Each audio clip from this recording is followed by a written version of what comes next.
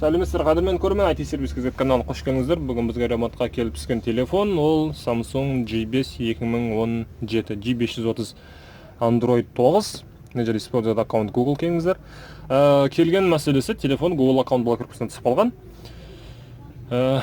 Егер телефондарыңыз осылай Google аккаунтқа түсіп қалған болса, онда үй жағдайында оны өз қолдарыңызбен қалай ашуға болатындығын осы видеодан көретін боласыздар. Қазір проверка болып жатыр. Күтеміз. Мына жерде далее деген бассақ, келесі бетке ол бізді өткізбейді. Далее деген өткізбейді. Енді бұл жерде бұны қалай ашамыз? Бізге кішкене дайындық керек болады. Подтвержден аккаунт деген бөлікке келген болсаңыз артқа қайтайық, келіңіздер. Wi-Fi бөлігіне қосып аласыздар. Старый дан, яғни бастапқы бетке келеміз. Бұл жерге сим-карта ештеңе қажет жоқ бізге қазір. Сим-карта жоқ болған жағдайда қалай ашуға болатындығын көрсеткіміз келеді. Егерде сим-картамен ашатын болсақ, сим-карта арқылы жолдар сәлде болса оңай. Енді мына жерде қалай істейміз? Экстренный вызов дегенге кіреміз, және 112 деген телемізді оны қоңырау шаламыз. Және оны өшіреміз. Мінекей енді тағы да экстренный вызовқа екінші рет қоңырау шалып көреміз. Яғни вызов кетіп жатыр, өшіреміз. Енді артқа қайтамыз. Енді бастапқы блоктан өтеміз. Я прочел, далее пропустить в этот раз. Енді Wi-Fi бөлігінде ең төменіне түсіреміз, добавить сеть деген басамыз. Және клавиатураны шығарамыз да, настройки белгісіне басамыз. Раскладка отклик клавиатура бұл жерден. Ең төменіне түсеміз, обратный связь при нажатии. Звуки вибрация. Ең төменіне түсеміз да, ответ завершения вызовов. Автоматический прием вызовов сізді өшіп тұрған болады бұлай. Үстіне бұлай бассақ та болады. Бұлай қоса саласыз. Сен жақтан қоса бересіз мінекей. Одан кейін үстіне қосылған соң мына жаққа басамыз. Үстіне емес, мына бөлігіне, сол жағына қарай. Одан кейін 2 мен 10-ға екеуіне бірдей басуымыз керек болады. Мынандай болып зависит ету керек телефон. Мінекей. Ми ашып қалды ғой, сонда ми ашу керек. Қайтадан басамыз, ответ завершенный вызов, автоматический прием. 2 мен 10-ға бірдей басамыз. Және ошибка шықты мінекей. Ол приложение. Снова бірісі сбой дейді. Ол приложение дегенге басамыз. Ол жерде жоғары оң жақтан настройканың белгісі. Блокировка номеров. Ол жерде қараңыздар. Контакты. Плюсқа бассақ басылмайды. Мына жерде контакты басамыз жоқ. Бізде сим-карта жоқ қазір. Сим-карта жоқ болса да, бізде не бар? Бізде последний деген бөлік бар мына жерде. Последнийге басатын болсақ, ол жерден 112 шығып тұр. Экстренный служба. Осын таңдаймыз да. Экстренный служба таңдалған соң, мына жерде экстренный служба шыға қойды. Қызылға емес, экстренный служба дегенге басамыз. Және жерге сообщениеға басамыз. Бұл жерге енді 3w.google.com/maps деп жіберсек те болады. Ал мына жерге әйтпесе 3w.youtube.com жібереміз. Енді осы ссылканың екеуіне де басатын болсақ, мына арқылы YouTube-қа, мына арқылы Google Maps, Google картаға кіріп кетеміз. Келіңіз YouTube-қа басып көрейік.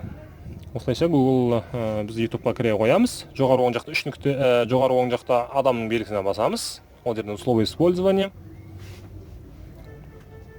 Мына жерде отмена.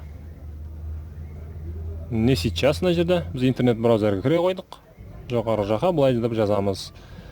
Қалай деп жазсақ екен. Келіңіздер, былай істейік. YouTube-тың ішінде тұрған кезде кез келген видеоның астында YouTube 3 нүкте болады, соған басып көрейік. Поделиться деген таңдаймыз. Және бұл жерде Gmail деген бар екен. Gmail-ға басып көреміз. Пропустить, давай адрес электронной почты, Exchange Office 365-ті байқап көреміз. Бұрын жүзеге асатын жол еді бұл. Кез келген символ жазамыз, собачка, кез келген символ .com дей салайық. Далее, одан настройки с помощью сертификат деген таңдап көреміз. Бұл жерде пин-код қой деп сұрап отыр ол бізден. Енді пин-кодты окей деген басып көрейік. Бұл жерде пин-код қойылып жатыр. Пин-код таңдаймыз. Продолжить. Және жерге 4 саннан тұратын пин-кодты қоямыз. Егерде бұл сізде болмай қалса, яғни мынаны басасыз, осылай окей деп шығып қала беретін болса, онда бұл жерде біз ютубтан жаңағыдай адам белгісіне басу арқылы условия использования жоғарғы жаққа былай жазамыз. Енді Android 9 болып тұр онда. Quick Shortcut Maker'ді таңдаймыз да. Quick Shortcut Maker'ді мына жерде скачать етеміз да. Бірінші шыққан сайт aptodown.com деген .com. Және бұл жерден последний версия деген таңдаймыз. Бұл жерден скачать. Не удается получить доступ к сайту дейді. Жарайды, скачать тағы да басып көреміз. Яғни енді осы Quick Short'ты орнатып көресіздер.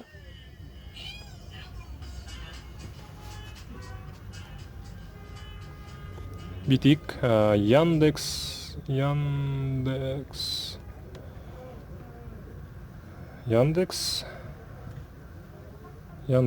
кеңіздер Adrom деген сайт жаза қояйық.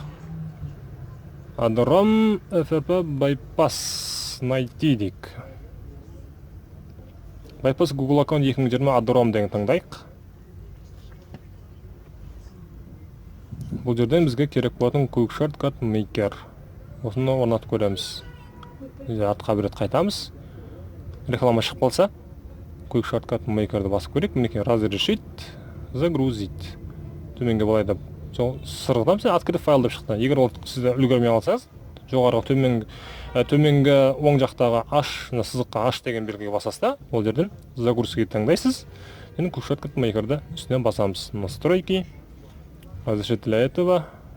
Установить.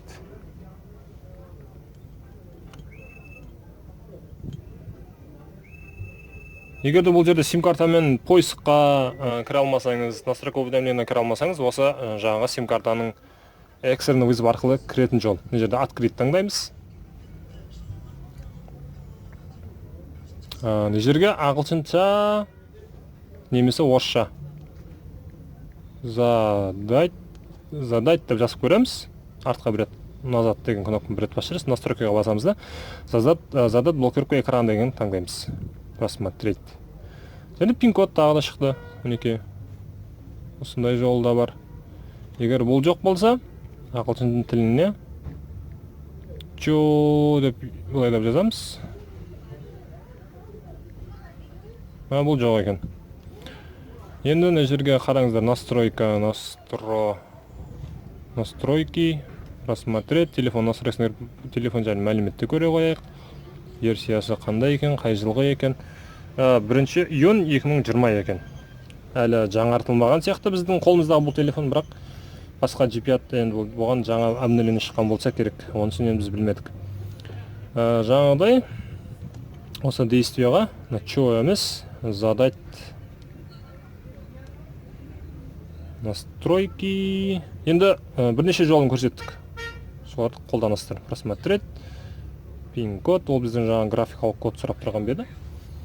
Мына жерде пин-кодты қойып көреміз. 2552, продолжить, 2552, да. Бір құлтап көрейік кеңіздер. Мына ашылып тұр.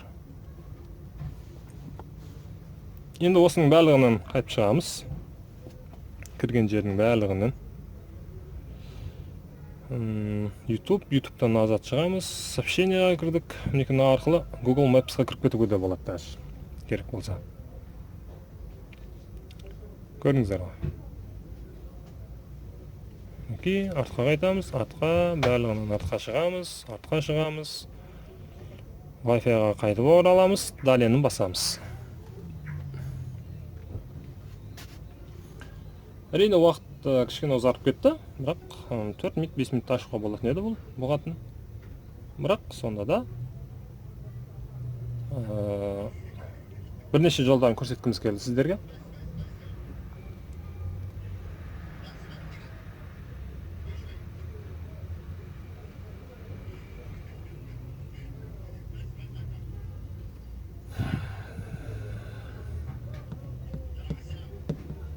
Күсіп тұра береміз, артқа қайтыңыз деп шыға береді ол, бірақ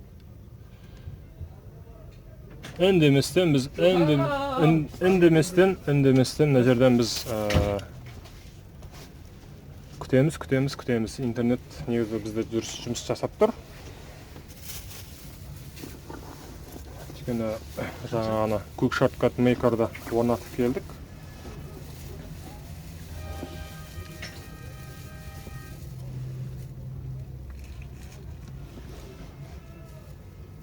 Мінекей, подождите сізге. Мінекей. Біз енді бұл жерге жаңа ойластырған 2552 далее деп тере қоямыз паролімізді. Және жерден қазір пропустить деген батырма шығады.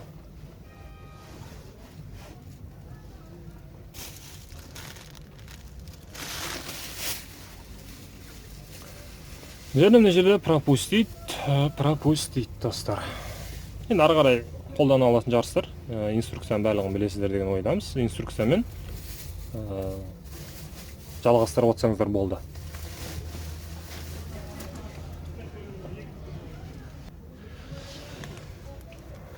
Мінекей 255 клиент кеп қалып еді.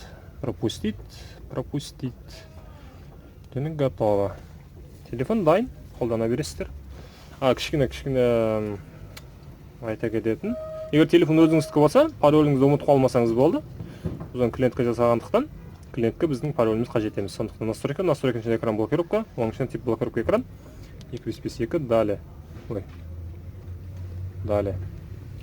Провести по экрану. Телефон толықтай ашылып тұр. Телефон жайлы тағы мәлімет көрсетіп кетейік. 1 июнь 2020. Android 9. Егер видео ұнаған болса, пайдасы тиген болса, міндетті түрде каналға тіркеліңіздер. Сау болыңыздар.